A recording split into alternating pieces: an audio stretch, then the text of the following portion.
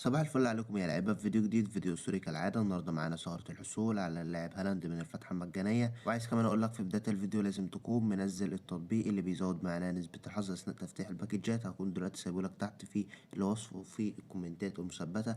وكمان يا ريت تشرفنا في الرابط بتاع الستور بتاعنا، هتلاقيني برضو سايبهولك تحت في الكومنتات المثبته وفي الوصف. هتلاقوا داخل الستور بتاعنا دوت بيع وشراء، وكمان في تبديل بفرق. ومستني كل اخواتي تشرفنا جوه الستور. اول حاجه هنا هنيجي هنا عند اللاعب هالاند، وبعد كده هنخش وبنقلب في الطاقات بتاعته بالشكل ده، على التفاصيل بالتأثيرات والشروط.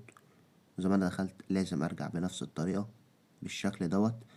اعمل تاني نفس الخطوة على نفس اللاعب، هو اللاعب هالاند بالشكل دوت. تمام اهوت. واضغط هنا على الكارت بتاع اللاعب هالاند بالشكل دوت. هنيجي هنا عند اللاعب دوت، اخر لاعب معانا في الصف الاولاني على اليمين. وزي ما انا دخلت لازم ارجع بنفس الطريقة بالشكل دوت. تمام. لازم اعمل الخطوات ديت كده بالظبط. اجي هنا اضغط على الحارس دوناروما، وبنقلب في الطاقات بتاعته بالشكل دوت على طاقات الحارس دوناروما، واضغط على الكارت بتاعه بالشكل دوت. تمام. هنيجي هنا عند اللاعب روبان دياز، وبنقلب فيه برضو الطاقات بتاعته بالشكل دوت. تمام. لازم تضغط هنا على الكارت قبل ما انت تطلع من الباكج. تضغط هنا كلمة تدوير بالشكل دوت، تنتظر ثانية او اتنين، وبعد كده بترجعها تاني بالشكل دوت. تمام.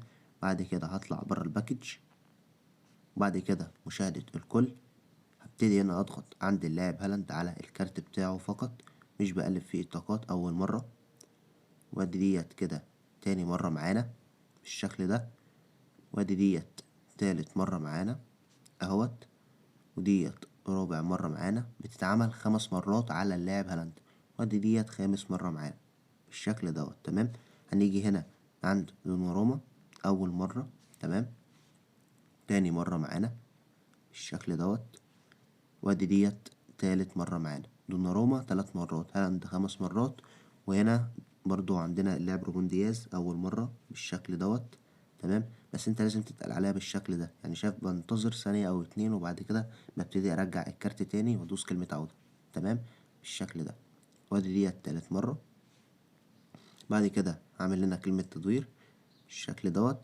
هرجعها كده تاني، واضغط هنا على اللاعب هالاند آخر مرة بالشكل دوت.